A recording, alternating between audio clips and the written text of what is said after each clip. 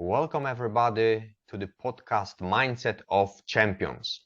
Today I have a fantastic guest, former cyclist and Olympic swimmer, Gabriel Castaño. Gabriel, thank you for being here. Welcome. Thank you for having me here, Michal. It's great to talk to you because you are another champion who agreed to share your wisdom and tell the listeners how you are dealing with difficult situations and how did it happen that you actually got that far, to the Olympics, and that's we all know it's a dream of many athletes. So tell us a bit about yourself and tell us how did it all start? So I guess I'll start from the beginning. I moved to the USA when I was 12 years old from Monterrey, Mexico. And I actually was, as you mentioned, I was a cyclist. Three different disciplines, actually four: cyclocross, mountain bike, velodrome, road, all of the above. And that was my life in Mexico too. When I was younger, I competed in several national level meets. And I credit cycling to a lot of my success in swimming, not just the physical side, but I think the mental side as well. I learned a lot as far as competition goes, as far as, learning from my mistakes, accepting failure and learning from that as well. So I think that it definitely helped me boost the progress initially for swimming. And so once I got to high school in Allentown Central Catholic High School, this was 2013, fall of 2013 was when I started high school. And I was told to, give it a shot. Why not? It was the off season for cycling, and I saw it as like a cross training opportunity. I figured it would be good training, stay in shape in the off season when it was very cold. You couldn't really do much cycling. I mean, you could, but there was a lot of snow, very, very cold weather. So ideally, swimming would have served me as a benefit or like an off-season training to cycling. But I went through a lot of doubt at first. In fact, I'm still really close with my first coach in swimming. And he would be able to tell you how reluctant I was to even swim in the first place, because I knew how to swim previously. My mom was a swimmer when she was younger, and she made us take lessons. And I did triathlons when I was little, but nothing competitive, nothing that too high level or technical. So when I got to the team, I remember just kind of cruising through and not really knowing what I was doing. But and actually the coaches never really looked at me as a potential candidate to be a good swimmer, or to be a really good high level candidate for a state championship or anything like that. And cycling being such a small sport kind of changed my mindset in a way that I looked at swimming as a equal opportunity type of situation compared to cycling, if that makes sense. So in a way, I was state champion multiple times in cycling. Even though the competition was a lot smaller, I had the same mindset going into swimming. I remember the first week of swimming on the team, I showed up and everybody got up in front of the team and told their goals and aspirations for the year. And I got up in front of everybody, all the seniors, all the juniors, and all the other kids that have been swimming their entire life. And I'd been swimming for maybe a few months total in my life. I told them that I wanted to be state champion. And I just remember they just looked at me like I was, ridiculous. And at the moment I was truly, because I remember going to the first meet and I was a minute in the 100-yard freestyle. And by the end of that freshman year, I was 49. So I dropped 10 whole seconds in the 100 freestyle, which was a massive improvement. And I don't think, but I mean, to be fair, my stroke was really bad. So there was a ton of improvement to be made. And anyway, yeah, just throughout the years, I found it as a challenge. I saw, I would study the sport a lot.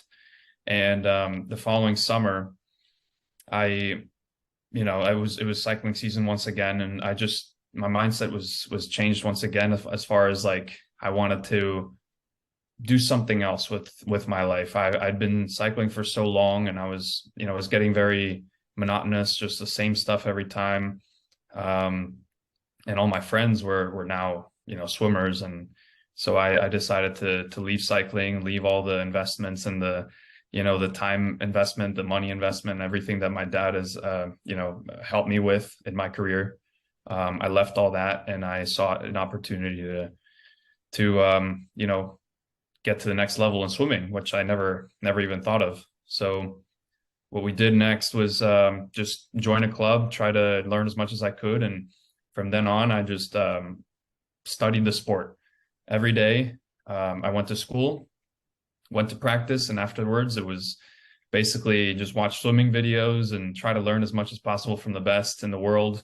And fast forward a few years, and I was swimming with the best in the world that I was, you know, Nathan Adrian, for example, I looked up to him a lot when I started swimming, just watching his videos of when he won the Olympic gold medal in London and all that.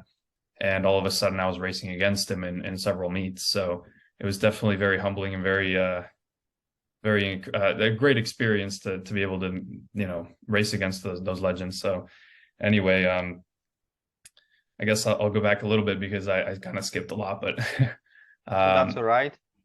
yeah, and a lot of stuff that just happened in high school with I guess I'll stick to the mindset side of it, obviously, because this is what it's about. But Yes, that's what I throughout the wanted to say in here. I noticed from the beginning when you were talking about cycling, it was all about the mindset, about the way you doing it without hesitation, without thinking, oh, should I do this or this? Yes, well, no, it was like I'm doing the thing and I'm doing the best I can. You didn't even consider options. You were 100% in it.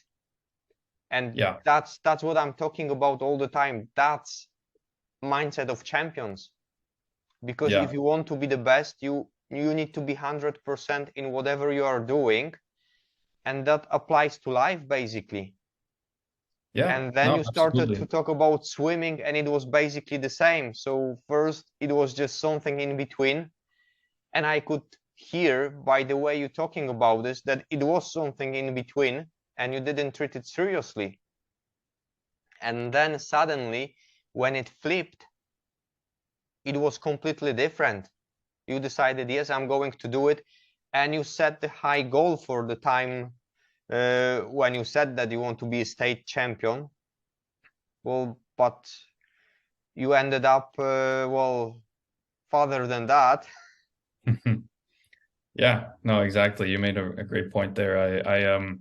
One thing that I learned from cycling is that you have to be aware. You have to make your own decisions as far as the path you want to take. And that might be pretty vague, that might be pretty general, but what I mean by that is like everyone will try to tell you the way to do things. Everyone will try to guide you a specific way, but nobody really knows that specific way. At least this is my opinion, obviously, but nobody will give you the right formula to get to where you want to go. You have to decide that on your own. And that's as far as my career goes. That's what helped me the most is try to carve my own way, obviously with the help of experts, my coaches, my lifting coaches, whatever else I had.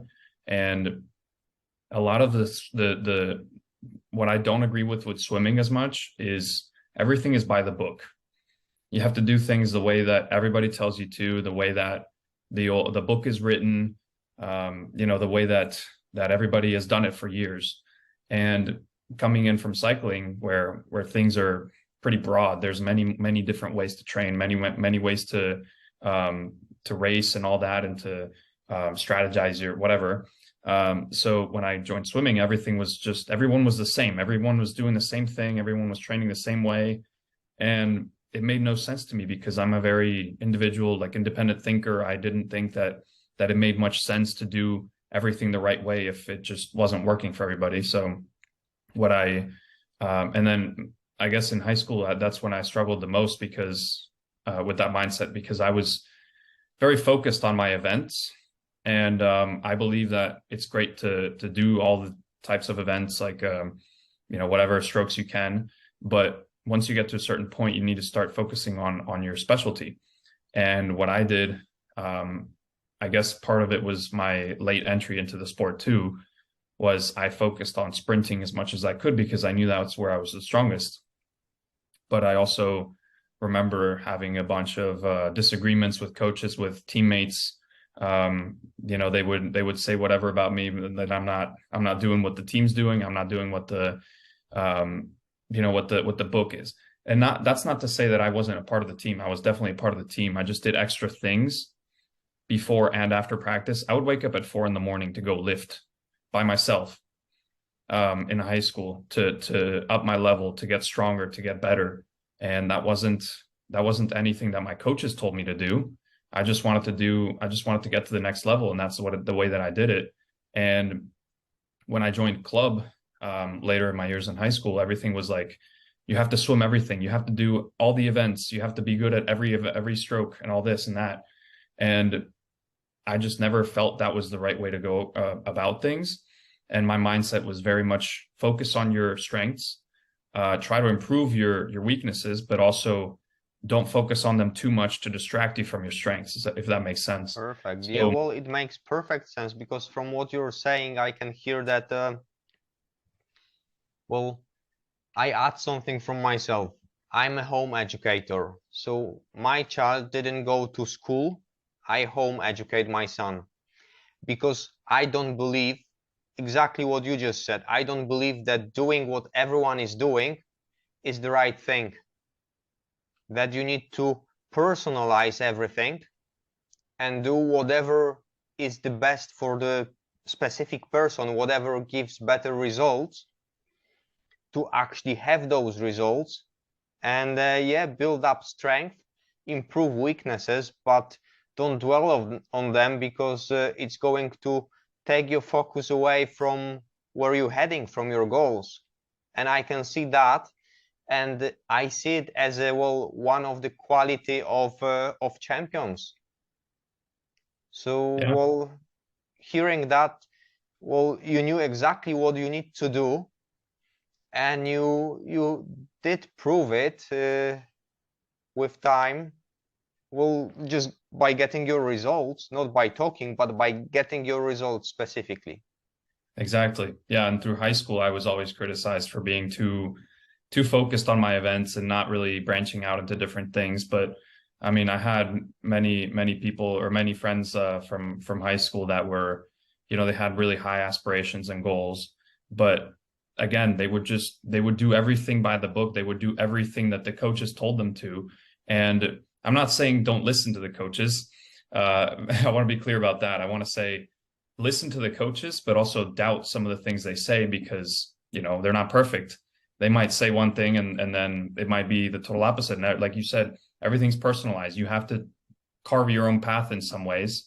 And that's what I teach. When I did lessons over the summer, that's what I taught the kids. I was like, I can tell you all that I know about techniques, about mindset and all this, but you have to make sure that you tailor your own path. You have to figure out what works best for you. And that's what's going to lead to most success. And it has to come from within. The parents can't do it, and that's a big one. Parents, I find, often force a sport or a certain result over their kids, and I find that often results in way less success than even normal. So I think it has to come from within. It has to be like a fire from within. You have to be driven and want the results more than anything else to be successful, because without that, you're just going to follow the pack and then end up, in the middle. You're not gonna succeed and go ahead. And I think that's something that I learned from cycling, and I applied into swimming, which has led me to get to the Olympics eventually. I have a lot more things to talk about during college, which set me back and a lot of roadblocks. But that's the general gist of it. Exactly. Yeah, also it's technically what you're talking about is ownership. You need to own your decisions and take full responsibility for whatever you're doing, and that's something that can get you to where you want to go. Or, well, if you decide differently, to make you stay where you've been. But saying that, because I know, well, technically, from the athlete point of view, Olympic Games, that's the highest goal. But what would you consider your biggest achievement? What was the most important for you generally, not just because of the, well, level of the competitions, but emotionally as well for yourself? So, I mean, I can't pinpoint one single thing, but I can pinpoint a year. And the year was 2020 when the pandemic, I know everybody says that it was a rough year, but to me, it was a good year and a bad year. But that summer of 2020, I got knee surgery, almost exactly a year before the 50 freestyle that I swam in the Olympics. So it was end of July 2020. I got my meniscus repaired because it was partially torn. My plica got removed, and I also got a lateral release on my knee. So all these different things led up to a 7-month recovery period.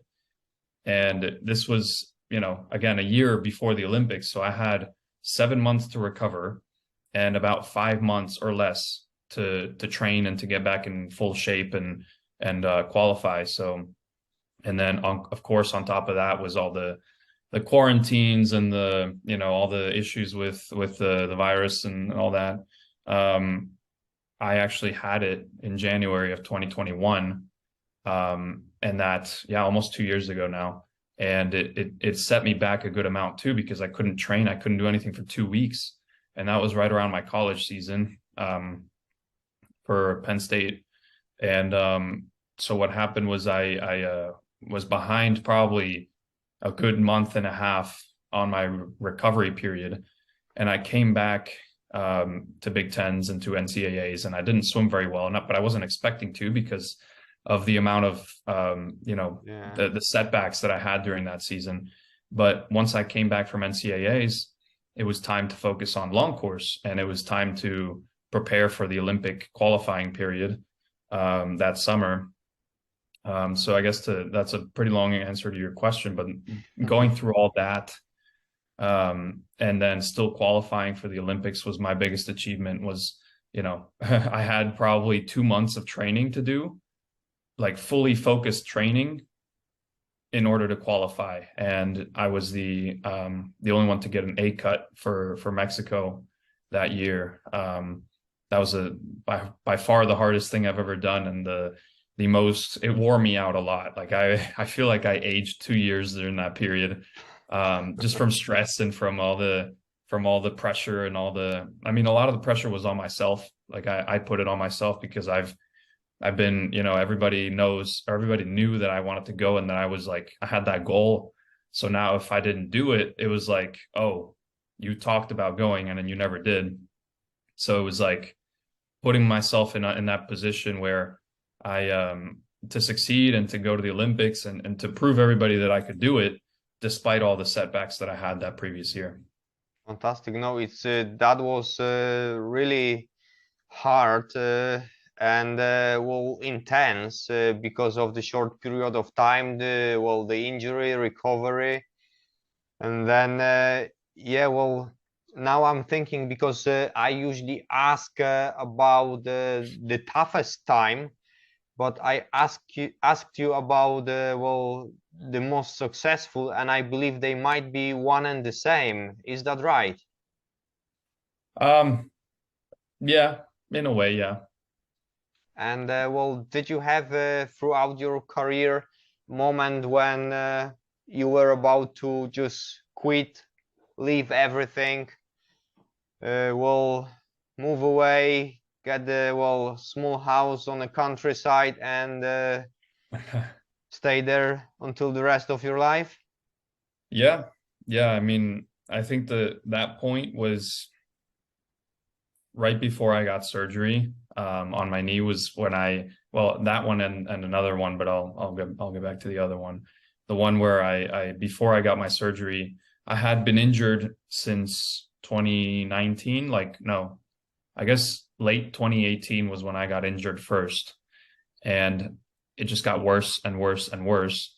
And the pandemic, when it hit, my mindset was, I'm going to rehab. I'm going to take it easy. I'm going to make sure that my knee can recover and it can, hopefully, I won't have the issues that I had previously for when I come back to swim.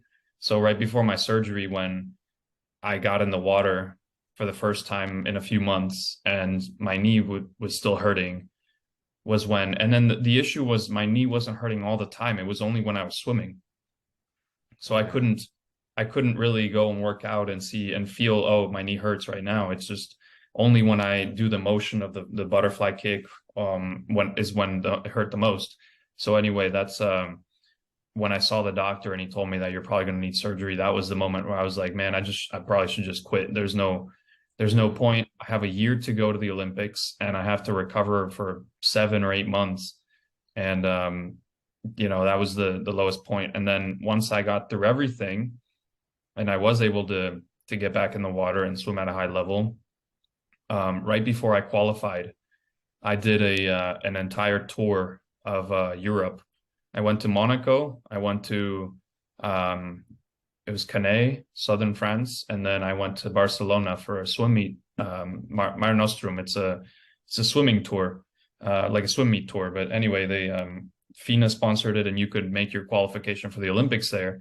So I did that for about 2.5 weeks, adjusting to the time difference, the diet and everything that I needed to nail down along with taper. So all these different things came together, and I was ready to give it my all to make sure that I would come out of that trip to Europe with an Olympic A cut and, get back home to train and then get ready. But that wasn't the case. I flew back from Barcelona not having an A cut, not having the energy that I had before, not having the positive mindset that I always did before. Yeah. So now it was like, man, I have one more chance, or else, it's over. There's nothing. And I worked for all this and sacrificed so much, and didn't achieve my goal. So to me, that was the scariest, not scariest, but it was I guess one of my most hopeless moments, if that makes sense, to do everything that I did and then to be so close to qualifying, but never doing it. Yes, well, but tell me, in all that situations, the tough one, the hard ones, what helped you the most? So what helped me the most was actually my coach. He really reset my mindset because, like I said previously, I had a really good mindset, and a lot of I think part of the positive attitude that you have and the champion mindset, as you say, has to do with your confidence. And confidence, I think, is very tied to results. So when your results are going really well, you have high confidence, you have a very great mindset. And that's the way I saw it. In 2019, I was 6th in the country in the 50 freestyle right before the pandemic hit. I guess, well, yeah, it was early 2020. So I was 6th in the country. I had all the confidence in the world. I was going in and like very positive, like, I can do this. I can break records. I can get a medal at I guess a trophy at NCAAs. And once it all hit, once my knee, everything that happened, my confidence dropped a lot and I wasn't myself. And my coach was the one that reset that mindset. And he's like, you know what? You've worked your ass off to get here. Now it's time to remember all that you've done, that you've gone through, but not overwhelm yourself, because all the pressure that I put on myself, all the pressure that everybody had put on me, which might have not been as much as I thought, but anyway, it's all about perception. And I think that my perception at the time was like, if I don't qualify, I'm going to be nothing. I'm not going to be anybody. And that really hurt me throughout the summer. But my coach and my dad too, at the last meet, they were like, you know what? What's the worst that can happen? If you don't qualify, you're still the fastest ever in Mexico. You're still the fastest ever at Penn State. or almost anyway, but they were trying to reset my mindset and make sure that I wasn't heavy on or hard on myself. I wasn't giving up at the time. So they made sure that I kind of took a step back, was more relaxed, and had that,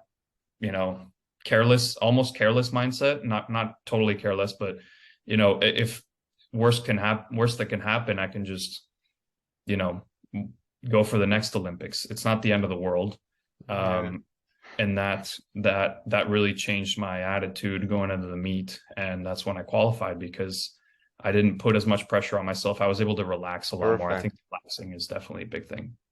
Yes, so that's what I can see in here. That's talking to someone and listening to someone else, because it's usually us that well, we put a lot of pressure on ourselves. Like you just said, it was more my perception than actually the pressure that people were putting over me. So it was your perception. Talking helped, and come on, sixth in the country.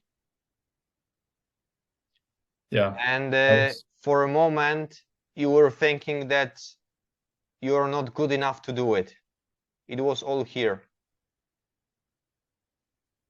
that's right. And that's something, well, you see, that's the fantastic thing that I want to hear from champions like yourself.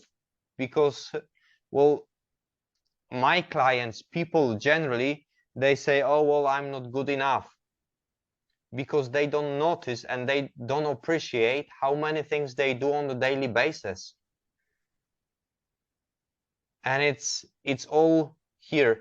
But what is important that you said as well, I talked to my coach. Talking helps, and that's what I want to mention in here, because, well, in a way, when I talk to you, I'm analyzing what you're telling me, and I see the pattern that reveals mindset of champions, basically. And the way you just showed it is beautiful. From the first sentence you said, when you started to talk about cycling and about, well, your mindset when you do the training and compete and do everything, until now everything is, well, like by the book, I would say, but I know you don't like books. But anyway, it is mindset of champions. That's the frame. So saying that, tell me, if the young person came to you now and said, well, listen, I want to be professional athlete and I want to get to the Olympics, what would you recommend to this young person if you only had a chance to say one thing? It's a great question. I think the main thing that I would get across is